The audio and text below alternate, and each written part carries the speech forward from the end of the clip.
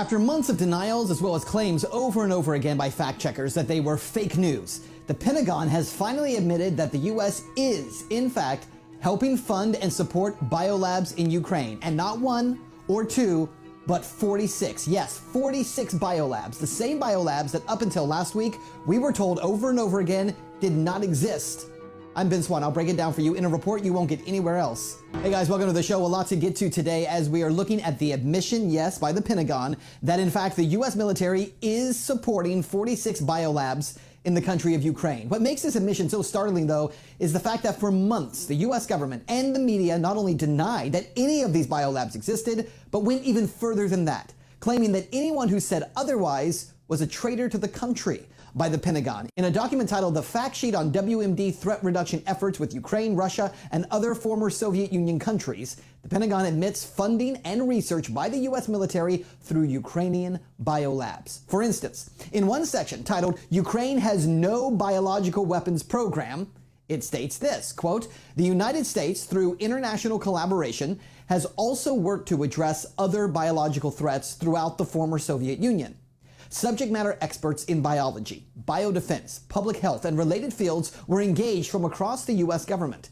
These efforts advanced disease surveillance and enhanced peaceful biological research cooperation between former Soviet Union scientists and the global scientific community, consistent with international norms for safety, security, non-proliferation, and transparency," end quote.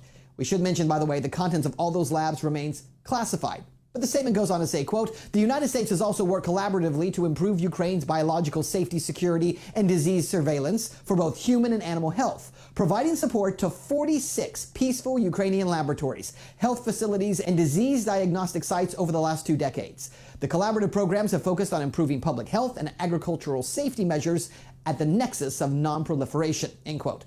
By the way, you notice how many times they refer to these biolabs as peaceful biolabs as opposed to warring biolabs. But of course, the U.S. is going to claim they're only supporting 46 peaceful Ukrainian laboratories and health facilities.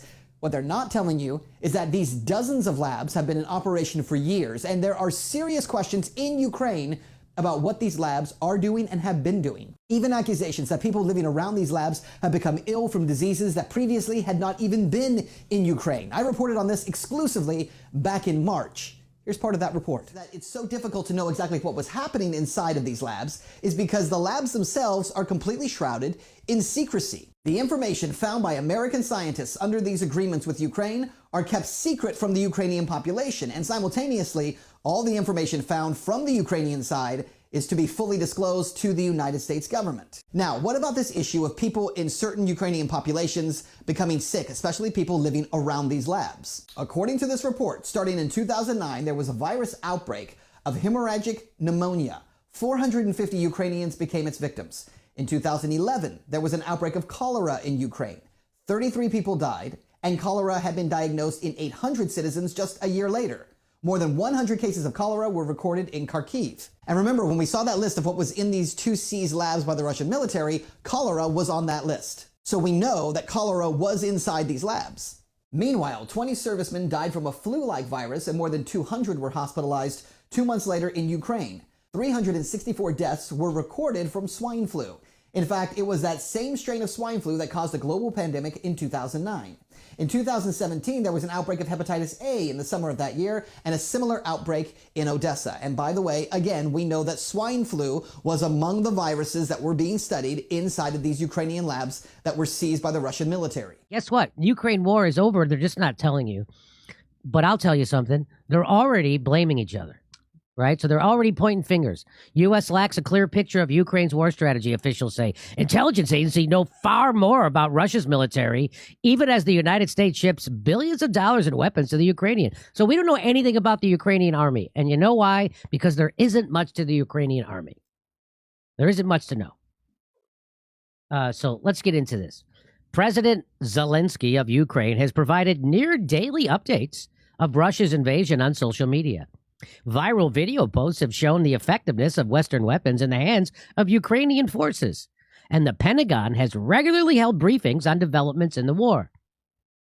But despite the flow of all this news to the public, American intelligence agencies have less information than they would like about Ukraine's operations and possess a far better picture of Russia's military, its planned operations, and its successes and failures, according to current and former officials. So we know more about Russia's military than we do about Ukraine's. Far more. Okay? Governments often withhold information from the public for operational security, but these information gaps within the U.S. government could make it more difficult for the Biden administration to decide how to target military aid as it sends billions of dollars in weapons to Ukraine. U.S. officials said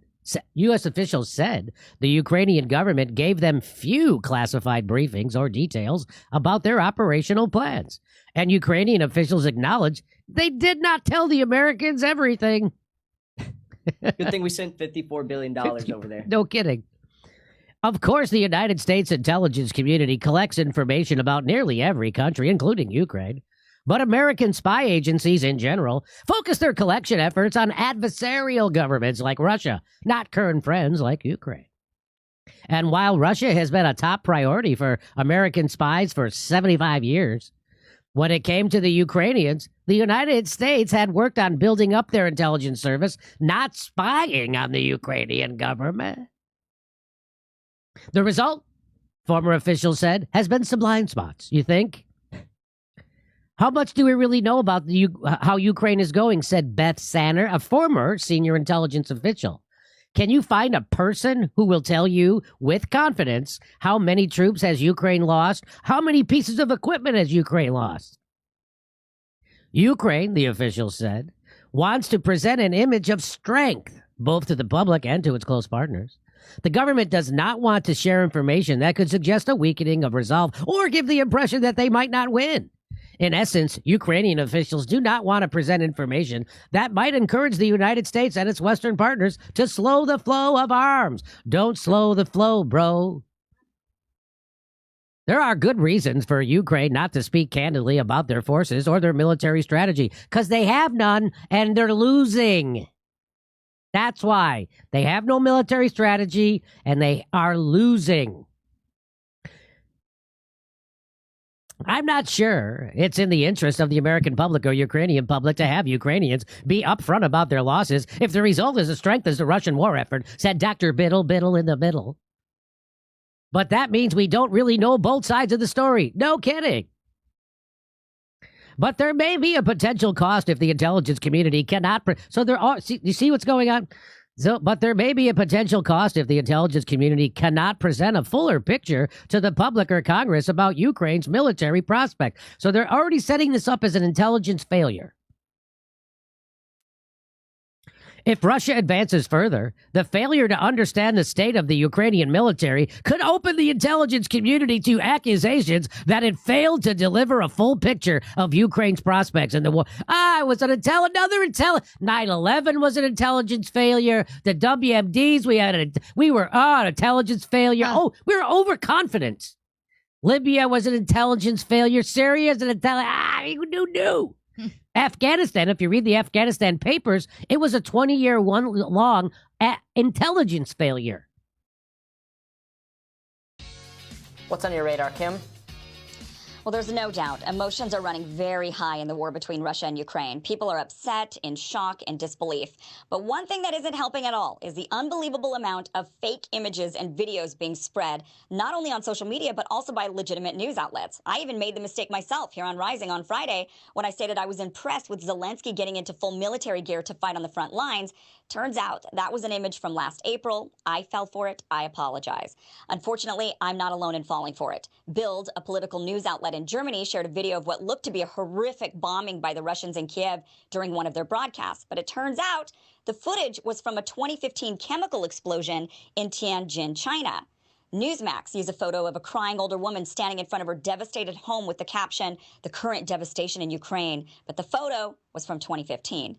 An Italian news broadcast used footage from the video game War Thunder when talking about the war in Ukraine. No doubt viewers seeing a rain of missiles were horrified. So I want to go through some of the most egregious examples of the fake news circulating around, but I have to preface this because we are in a Western nation that is supportive of Ukraine in this conflict. the vast majority of the fake news that we see circulating is anti-Russian. So I'll be debunking a lot of this type of information. However, I have no doubt similar fake news is circulating in Russia and in pro-Russian countries, showing fake news that is disparaging of Ukrainians. We're just not seeing much of it, so I can't debunk it. So keep this in mind before you lash out at me and call me a pro-Putin Russian asset at the end of this segment. So let's start with what I think is the most astonishing example of fake news circulating. It was being reported that 13 heroic soldiers on Snake Island were confronted by a Russian warship. The audio recording shows the Russians telling the Ukrainians to lay down their arms to avoid bloodshed and unjustified deaths. The Ukrainians are infamously heard saying, "Russian warship, go F yourself." It was then reported they fought valiantly until they were all killed by the Russians. President Zelensky even announced he would posthumously award the men medals of valor. Well, it turns out whomever claimed they had died was mistaken. Instead, the Ukrainian border guard disputed whether anyone was killed, and shortly after, video footage emerged of the Russians giving food and water to the 82 men, not 13, from Snake Island, who were then being transferred to Crimea. Some of the soldiers have now given interviews saying if the Russians wanted to bury him, they would have, and now they instead will go home to their families. Another shocking video was of a tank swerving in the street and running over a civilian car. Totally shocking video, jaw-dropping. But thank goodness the person actually survived this crushing experience. Media was reporting this as a Russian tank and using it to show the callousness of the Russians and their invasion. But it turns out this was actually a Ukrainian tank that had lost control and accidentally ran over that vehicle. And I'm sure everyone involved was relieved that person was okay. Russian tanks are marked with white Zs, by the way, for future reference when you're looking at any video. Now, many of you saw the heart-wrenching video of the father saying a very tearful goodbye to his wife and daughter as he goes off to battle. This was being reported as a Ukrainian man sending his family to safety while he fights against the Russians. Well, the man is Ukrainian, sort of, I suppose. He's one of the rebels in the Donetsk People's Republic. He was sending his family to Russia for safety while he stayed behind to fight Ukrainian forces. The original video was posted by the mayor of his town several days before the Russians invaded Ukraine. And of course, I can't leave out the ghost of Kiev. There's footage of a fighter pilot downing several Russian jets. The video, of course, went viral with millions of views. The claims are this pilot took down 6 Russian jets in one day. But now, by the way, that number's jumped up to 10 Russian jets being taken down. Now, a fighter pilot who takes down 5 planes throughout the course of their entire career is called an ace. So to have 6 in one day or even 10 in one week is incredible. It's actually unbelievable, in fact. And it turns out the footage is from a video game called Digital Combat Simulator. But even with this video being debunked, the former Ukrainian president, Poroshenko, is tweeting that it's real and even shared a masked photo of the pilot. And there's a lot of wild claims going around of who the pilot is. There's a lot of talk that maybe the pilot's even a woman. And of course, it turns out that that photo there is actually an old photo that's recirculated. So it's still unlikely the ghost of Kiev is real. But a lot of people fell for it, and you can't blame them for wanting to boost up morale, I suppose. Now, the list of this fake news or fake videos and images just is endless on social media, totally endless. I could not possibly list all of them. But one thing I do want to mention is that, you know, the reason why this is so dangerous to have all of this fake video and circulating around and people believing it is that it is heart-wrenching to watch. So when people see a Russian tank running over a civilian car, you know, what they think is a Russian tank running over a civilian car, or they see, you know, just these really, really heart-wrenching and or even callous videos, it raises up emotions to a level where that is maybe too much, right? And this person thinks, oh, now I've got to fight. Things are worse than they actually maybe are. And it causes people to get highly emotional, and it can inflame a situation to be much, much worse. So, Robbie and Ryan, I'm sure you guys have seen many of the fake different videos that have been circulating online. And it's tough to even know what is true and what isn't true.